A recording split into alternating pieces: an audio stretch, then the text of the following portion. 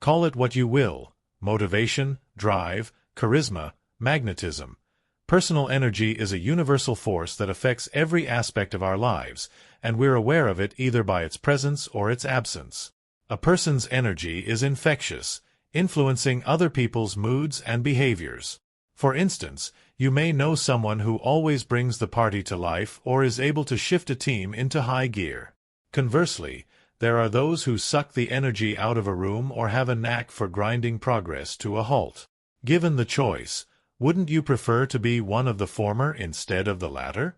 In Energize, published in 2022, Simon Alexander Ong suggests that harnessing your energy is the key to self-improvement and achieving your most ambitious goals.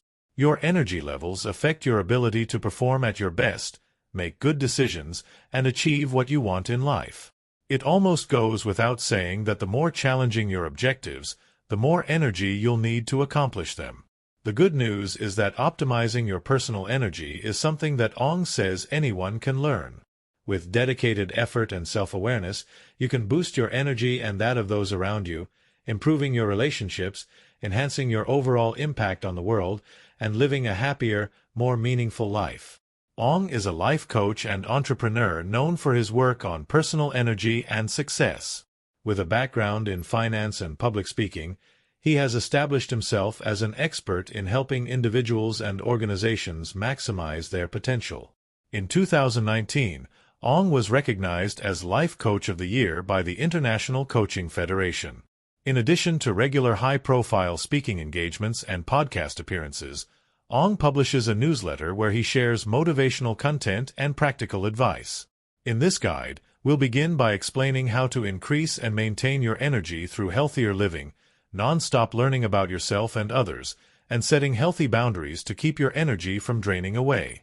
Next, we'll discuss how to use your energy to its full potential by envisioning the future you want, practicing a positive outlook, and sharing your energy in a way that benefits you and others. Additionally, we'll flesh out Ong's advice with tips from experts on psychology, motivation, productivity, and wellness. We'll compare Ong's ideas with those of other writers in the fields of success and personal empowerment, while highlighting points on which other thinkers present alternate views or approaches to self-improvement and living a better life. Cultivate your energy. How much energy you have depends on both your body and your mind, and how you care for them. In the first half of this guide, we'll discuss Ong's advice for how to raise and maintain your personal energy by treating your body well, feeding your mind, and letting your energy levels recharge, all of which can help you tap reserves of inner power you may not have known were even there. Nourish your body. It should come as no surprise that how much energy you have depends greatly on your physical health. Neglecting your health can lead to burnout and exhaustion, which can stop you from finding your direction in life. While you can't control everything that happens in your body, Ong identifies 3 cornerstone habits to focus on if you want to optimize your energy: exercise, diet, and sleep. The uphill climb to health. Unfortunately for many people, burnout and exhaustion are rampant in the workplace. On top of that, the places where we live and work often promote unhealthy eating and sedentary behavior, with easy access to high-calorie snacks and few opportunities for physical activity. Plus, food is central to many social interactions, such as dining with friends and celebrations at work, and unhealthy foods are often more accessible and affordable in such situations. Burnout at work is a leading cause of employee turnover, but workers aren't leaving to find their true calling as much as they're simply trying to escape whatever situation they're in. With stress as such a factor in many people's lives, we often struggle with motivation when it comes to making exercise and diet choices that, as Ong says, would help alleviate the problem. However, if you start down the path of healthy eating and exercise, both activities can promote each other. In particular, studies show that higher levels of physical activity lead to more purposeful eating choices. Conversely, making good diet choices heightens the benefits of regular exercise. Ong explains that exercise triggers a reaction in your body that releases mood-lifting hormones that increase your overall energy. However, exercise won't lift your spirits if it's something that you dread. Therefore, it's important to discover forms of exercise that you actually like. Some people prefer hiking in nature or walking through parks instead of going to the gym. You may find that you enjoy cycling or yoga as part of your exercise plan. Ong suggests that you give yourself a variety of exercise options to choose from so that you don't feel stuck in a routine, and that you make some form of exercise a can't-skip part of your daily regimen. Exercise smarter. Ong highlights how exercise increases your body's production of hormones that naturally boost your mood and reduce pain, but there are even more cognitive energy benefits to a good workout session. In Keep Sharp, neurosurgeon Sanjay Gupta explains that the hormones released during exercise also reduce stress and diminish your risk of cognitive decline and dementia as you age. Despite this and other benefits of exercise that Ong describes, you may still view it as a form of punishment or torture, which would make it difficult to find an exercise routine you enjoy. If so, then the first thing you'll have to work on is your attitude toward exercise. In Intuitive Eating, Evelyn Tribole and Elise Resch suggest ways to do this. First, you need to recognize its positive impact on your mood and energy levels, rather than viewing it solely as a means to burn calories. You can invite others to join you, since a shared experience can make the process more enjoyable.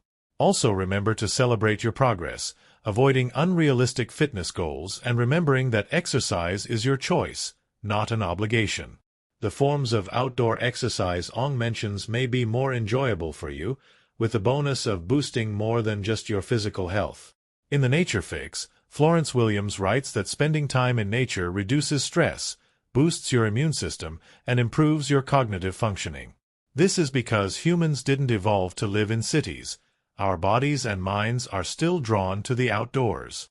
The urban life we've grown accustomed to is full of background distractions that keep us from relaxing, like the sounds of honking cars or distractions like advertisements and emails that keep us in a state of mental fatigue.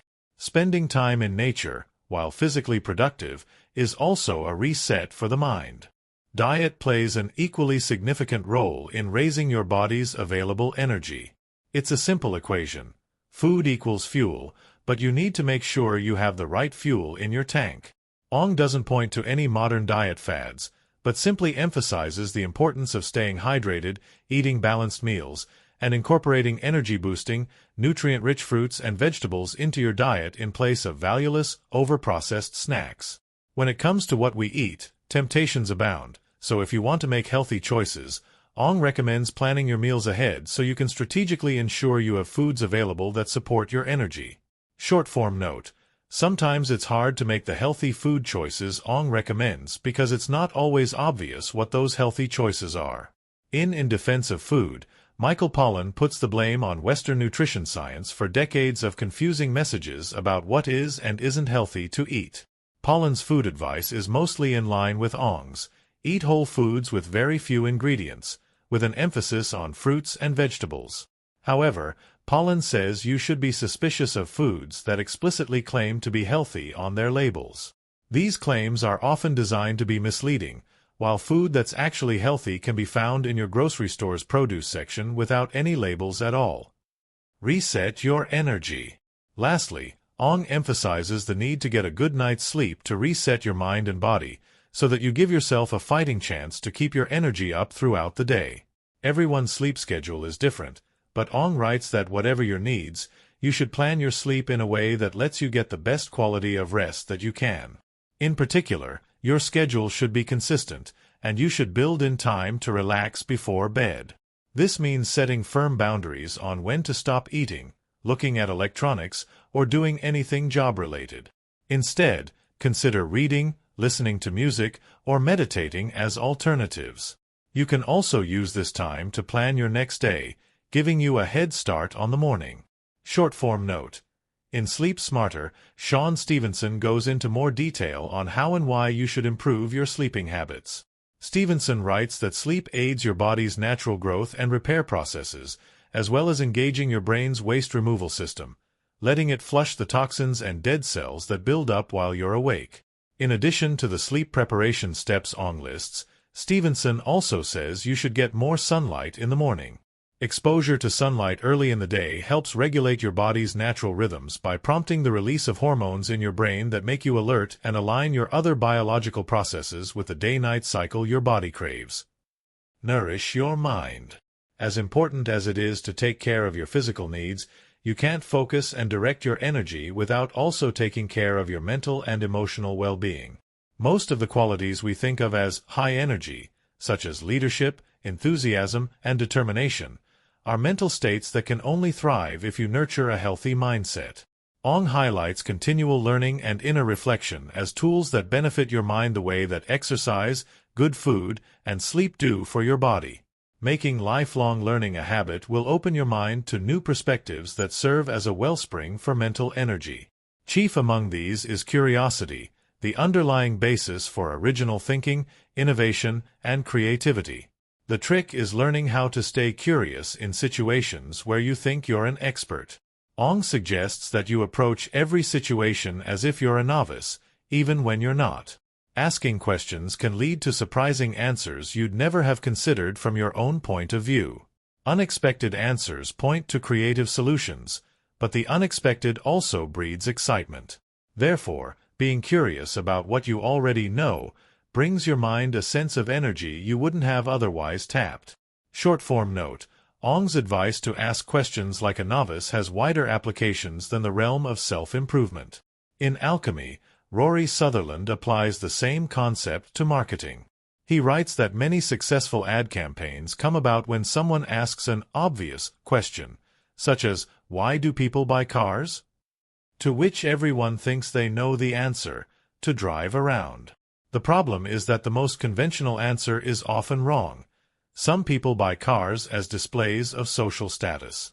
The open-minded question, no matter how silly on the surface, generates energy for a person or a group by appending your established assumptions and forcing you to engage with an issue in a whole new light. If you're going to ask questions, you must also learn to listen. Ong writes that being a good listener lets you learn from others while also building and energizing relationships. Effective listening makes others feel valued, so especially if you're in a leadership role, you can use your questions to let others on your team open up about their ideas. This serves a dual purpose. It feeds your curiosity while letting those around you feel energized and empowered. Don't worry that asking questions will make you seem weak or tarnish your image. Ong argues that the opposite is true, and many of today's top leaders are marked by their openness to new ideas from any source available to them. Short-form note: to fully energize yourself and others when you engage in conversation, use the practice known as active listening. In the Success Principles, Jack Canfield explains that active listening requires showing the other person that you're paying attention, watching their body language for emotional cues, considering the underlying message of what they're saying, and asking clarifying questions to follow up. If you're not mindful about fully paying attention, you may fall into the trap of talking to show off your own intelligence while failing to hear what those around you are saying. In other words, following Ong's advice to be a good listener isn't a passive process, but one in which you stay actively engaged. Self-reflection. Ong also emphasizes that while staying curious about the world around you, staying connected with your mind's inner workings strengthens your power to manage your energy. One way to do this is through journaling to process your emotions and explore your mental state. Writing is a way to gain perspective on your life and better understand where your energy comes from, as well as the thoughts that sometimes dampen it. To be clear, you should write about anything you want, including situations, anxieties, and memories that cause stress or bring you pain. It's only by bringing your thoughts into the light that you can learn how they work in favor of or against the energy in your life.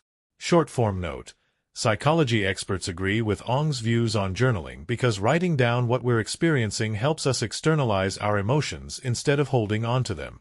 There's no wrong way to journal, but research suggests that you might start by naming your emotions, then focusing on your thoughts. The purpose isn't to dwell on negative experiences, but to make sense of what's happening in your life and look for a way forward. Another approach is to keep a journal of positive memories, which you can turn to when your mood could use a boost. A brighter mood translates into more energy that you can use to pull yourself through difficult times. Ong states that one of the most effective ways to channel self-reflection into energy is through gratitude. Cultivating gratitude can significantly boost your overall happiness, and by acknowledging and appreciating what's positive in your life, you can learn to find joy in everyday moments. If you write down what you're grateful for on a regular basis, Then when times are hard, you can revisit past feelings of appreciation, which can then help generate positive energy going forward. In a pinch, Ong says you can even imagine the loss of important things or people in your life to reclaim a sense of gratitude for what you have and for the people around you. Short-form note: the sort of gratitude that Ong describes is an active process, not a passive feeling of being thankful. In the Happiness Project, Gretchen Rubin spent a month exploring ways to cultivate a sense of gratitude. One method was to keep a gratitude journal similar to what Ong recommends. Another was to reframe negative moments and find a way to express gratitude for having the experience and what you learn from it. For example, if you resent cleaning up after your children, reframe it as a gift that you're grateful to be able to give. You may find that gratitude can shift the energy of any situation into something bearable. Replenish your reserves. Before you start to get the impression that you should be energetic all of the time, Ong says that's far from the truth. Instead, you should think of your energy as a valuable resource that must be carefully managed. You do this by giving yourself time to relax, avoiding doing things that will pointlessly drain you, and cultivating relationships that give you energy instead of taking it away. First, Ong writes that it's important to know how your energy fluctuates throughout the day. You may already be aware of your patterns, but you should still track your day's highs and lows so you can schedule your most important tasks for when your energy peaks. You should also schedule breaks, since daily life will often find ways to distract you from relaxing. Ong is in favor of using your breaks to clear your mind instead of seeking further distractions like the internet. It's when your mind is at its most quiet that your best ideas can bubble to the surface. Quiet time also lets your energy recover, whether you're strolling through a park or meditating in your office. Like sleep at night, breaks during the day are vital to staving off energy exhaustion.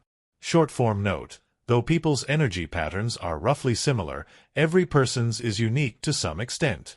In When, Daniel H. Pink explains that over the course of a day, most people experience a predictable energy pattern: a crest, a slump, and a recovery. While this pattern is universal, the time of day that the pattern begins varies depending on your chronotype, the individual expression of your body's rhythm. There are 3 common chronotypes: morning people, night owls, and those whose schedule falls somewhere in between. Knowing your chronotype will give you greater insight into your daily rhythm, so you can plan effectively for your highs and lows as Ong suggests. Ong says that as important as it is to know your energy cycles, you also need to determine what takes energy away from you and set up barriers against it. In today's world, your energy is constantly under attack by distractions such as emails, phone calls, meetings, to-do lists, and a barrage of social expectations. All these things can siphon energy from you at times when you need it most, so you may have to set up deliberate walls, turning off your phone, closing your office, and scheduling time for uninterrupted focus. The hardest part may be learning to turn down requests from friends, family, and colleagues that will take you away from pursuing your goals. You can set boundaries gracefully, but nevertheless, they should be firm. Short-form note: many of the modern world's energy drains aren't accidental, they were designed that way. The information industry has fine-tuned its tactics to steal your energy to such a degree that it takes a concerted effort to resist.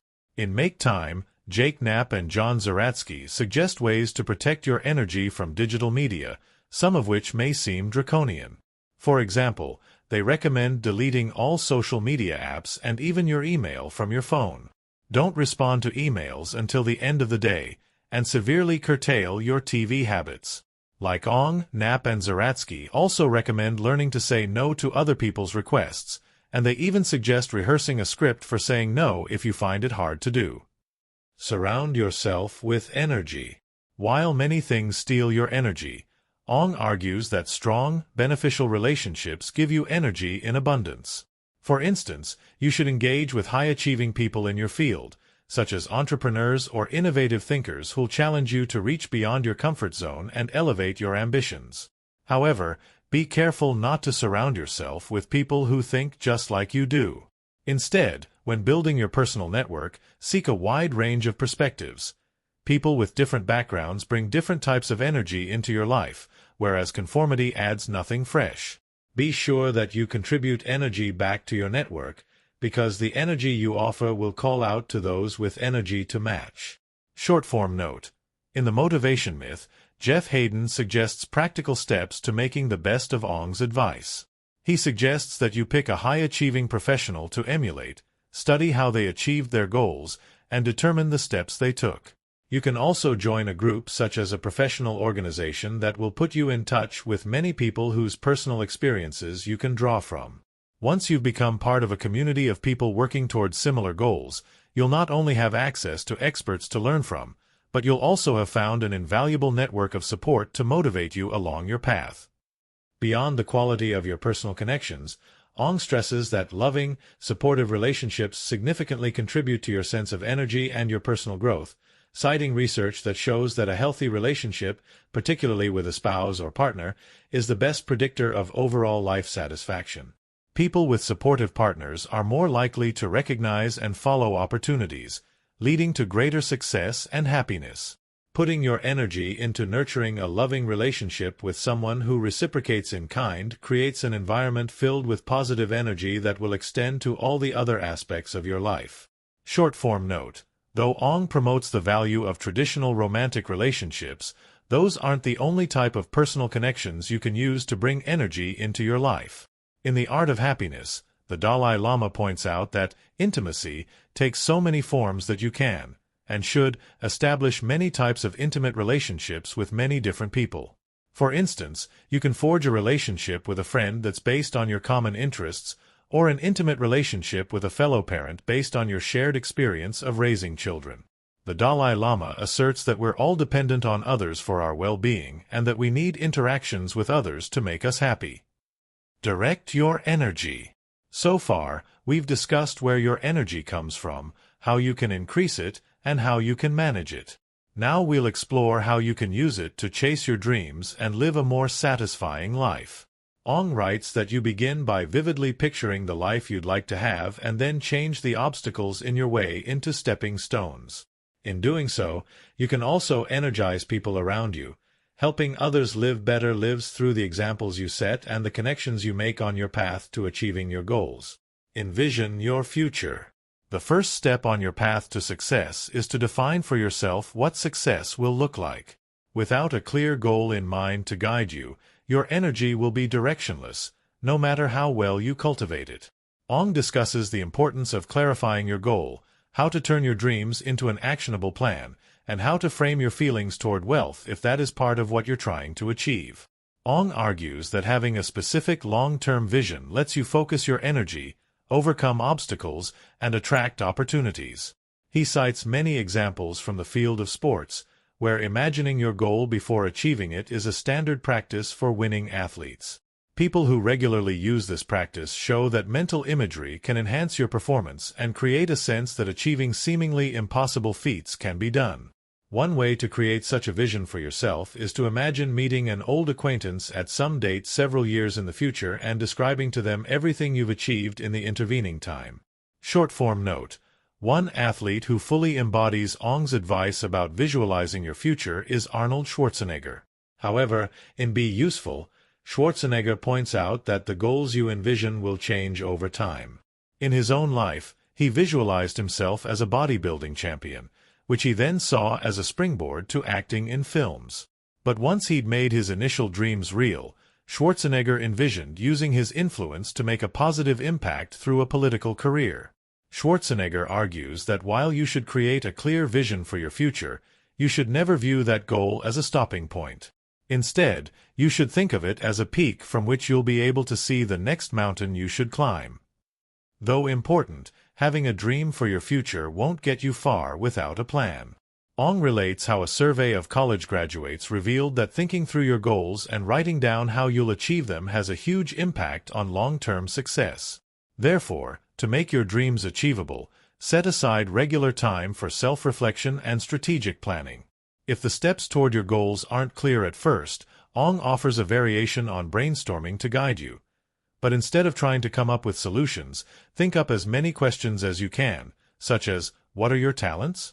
What are your obstacles? What strengths can you develop? Who can help you? Answering these questions will help you chart your course of action. Short-form note: Ong's ideas offer a place to begin, but to create a more detailed plan of action, consider following the steps outlined by Jack Canfield in the Success Principles. Canfield says that when writing your goals down, you should phrase them in a way that's quantifiable within a realistic time frame so that you can measure whether you've achieved them. You should then do the research to make a reasonable plan, including consulting experts, reading books and articles on your field of interest, and taking formal classes if possible. If needed, you can reverse engineer your process, visualize your desired end result, and work backward to determine the sequence of steps you'll have to take to achieve it. A word on wealth. It may be that part of your vision for the future involves being rich, or at least well off financially. Ong says that's perfectly normal, but you need to understand that money can bring energy to your life, or it can take it away. For sure, a degree of financial security can give you peace of mind, but having money doesn't necessarily free you from the perils of managing it. Ong illustrates this with studies of lottery winners who, since they have no purpose for their money, spend every penny and end up worse off than before. That's why you need to have a financial plan, so that money can act as a tool to reach your goals and lets you direct your energy purposefully instead of distracting you from your true ambitions. Short-form note: The Master Guides, Cultivate an Empowering Money Mindset offers guidance from a wide range of authors on how to reshape the energy Ong says you bring to dealing with personal finances. In essence, your money mindset is a construct made up of all of your beliefs regarding money, many of which you may be unaware of. Nevertheless, your mindset programs you to think and behave in ways that may be positive or negative toward your financial health.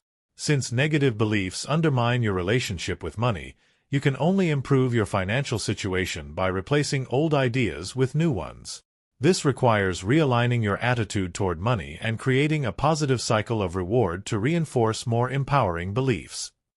Ong argues that beyond developing good financial habits, you must have a clear purpose for the money you make.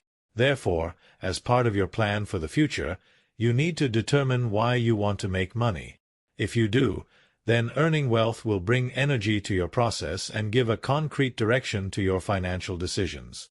However, if you harbor negative views about getting rich while simultaneously trying to better your finances, this mental misalignment of your energy toward money can lead you to subconsciously sabotage your progress. If financial freedom is necessary for your ambitions, then you need to make peace with the concept of wealth and accept living the good life as part of your plan. Short-form note: The belief that Ong pushes against is that pursuing wealth is a sign of moral bankruptcy and greed, but people don't believe that without reason. In their memoirs, The Wolf of Wall Street and Liar's Poker, Jordan Belfort and Michael Lewis both attest that the pursuit of wealth can bring out the worst in people. Lewis describes how the Wall Street firm he worked for indoctrinated its recruits to believe that finance was a cutthroat business where manipulation, abuse, and subterfuge were the tools of the trade. Likewise, Belfort writes that his purpose for money was to indulge every fantasy and whim. Both memoirs show how negative energy combined with greed leads to extravagant riches, followed by dramatic financial losses. Adopt a positive energy mindset. While you're envisioning what you want to achieve, you also need to think about what's standing in your way. Ong suggests that our biggest obstacles are self-inflicted mental blocks that we put in the way of our own energy. To get around these blocks, or remove them entirely, you need to adjust how you think about yourself, learn to see failures as stepping stones to growth, and persist through any challenges and fears that may be slowing your progress. When it comes to directing your energy, mental barriers are more serious than you think. Ong argues that we behave in accordance with our self-perceptions, and our beliefs create our reality. Therefore, any negative self-beliefs you have will manifest in how the world reacts around you. To counter this, Ong writes that you need to identify and challenge your self-limiting beliefs and replace them with more empowering ones. You can do this step by step through journaling to root out and re-examine your beliefs, countering them with positive self-talk to boost how your energy expresses itself. Speaking to yourself with compassion and encouragement will shift your energy and your outlook on what you can achieve. Short-form note: Unveiling and replacing long-held beliefs isn't easy. They were likely shaped by your childhood, the people around you, and your lifetime of experiences and goals. Brian Tracy sets out a process to address them as Ong recommends. First, assess any areas where you believe your abilities are limited and ask friends or family to help point out your blind spots. Next, choose only the beliefs that will help you and make sure your actions going forward are consistent with your new conceptions. Lastly, keep engaging in visualization. Picture the person you want to become, then act as if you're already there. But do self-affirmations really work? Ong says, absolutely. By consistently repeating positive statements, you realign your brain toward success and happiness, raising your energetic levels in the process. In addition to adopting positive beliefs about yourself, Ong goes a step further and suggests you adopt the belief that the world itself is working to help you, an attitude that will help you maintain your positive energy and overcome obstacles. Even if such a belief isn't literally true, a hopeful outlook on life can be a strong placebo, and psychologists have demonstrated the near-miraculous power of the placebo effect to better people's lives and make the seemingly impossible come true. The power of energy attraction and placebos. Ong discusses positive energies, frequencies, and vibrations in terms very close to those of Vex King in Good Vibes, Good Life. King asserts that thoughts and feelings have vibrational frequencies, and that positive thoughts have higher vibrations that attract more positivity back to you. Scientists insist that's not how vibrational energy works and point to the misuse of scientific jargon to add credibility to pseudoscientific mood-boosting practices. In Happy, philosopher and magician Darren Brown takes particular umbrage with law of attraction proponents who suggest that your thoughts attract the things you want, arguing that they overpromise on results while downplaying the importance of random chance. Nevertheless, it may not matter if believing that positive mental energy attracts good things is irrational. In Alchemy, Rory Sutherland argues that since people are fundamentally irrational anyway, then irrational, and even magical, thinking can offer paths to creative solutions to modern-day problems. Science has shown that human perception differs from objective reality, so believing in the power of positivity can change your perception of reality more easily than you can change reality itself. This shift in perception triggers the placebo effect that Ong mentions, and Sutherland argues that placebos work even if you know they're placebos. Therefore, positive belief can be very effective, even if not for all the reasons Ong cites. However, no matter how hard you wish against it, life will throw hardships and curveballs in your way. Ong suggests that this isn't a bad thing, because obstacles and challenges can be transformed into sources of energy and growth. If you keep an open, positive mindset, you'll recognize that every problem or failure contains a hidden gem of opportunity that you might turn to your advantage, if only by learning to overcome it. What's important is to focus on what you can control, which is largely your own response to events. If you respond in a way that's self-empowering, then what greater boost could your energy receive than the knowledge that you faced adversity and beat it? Short-form note. Though Stoicism may not be the first concept you think of in association with Ong's positive energy, the approach he describes here is very much in line with the writings of the ancient Stoic philosopher Epictetus. In his discourses, Epictetus argues that hardships are opportunities to become stronger and to prove yourself. Avoiding them is actually bad for you. It cheats you out of the chance to grow. What matters is that you don't waste energy assigning blame for your misfortunes, and that you think before you act in response. Epictetus suggests that when something goes wrong, imagine that it's happening to someone else instead. Consider what advice you'd give to that other person, then try to follow that advice yourself. Persistence and action. Ong reiterates that you'll inevitably run into challenges on your way toward success. Optimizing your energy can help you persist through hardships and adapt to meet your struggles. Doing so doesn't just help you reach your goals, but it also transforms your identity and self-perception. When you're able to overcome your fears and persist beyond what you thought were your limits, you're not only building momentum, you're also learning your true motivations for pursuing your ultimate goals. The struggles you face as you do the daily work to move closer to your dream help to clarify why your ambitions are worth the effort. What's important is that you take action toward your goals instead of waiting for the perfect time to begin. Ong insists that even small, consistent steps lead to progress over time. Don't fall for the common misconception that you have to be an expert before putting your energy into your dream, whether that's writing a novel, starting a business, or bucking for a promotion. What we rarely realize is that everyone else is learning as they go as much as we are. Action first, motivation second. Persistence, motivation, and getting started toward your goals may be even more interconnected than Ong suggests, and in a different way than most of us realize. In the motivation myth, Jeff Hayden presents the perspective that, counter to what most of us believe, motivation comes after we take action, not before. According to Hayden, motivation is the momentum that keeps you moving forward through a repeating, self-energizing cycle. That energy comes as a physiological response in your brain's reward center that sets up a positive feedback loop with every small victory you make.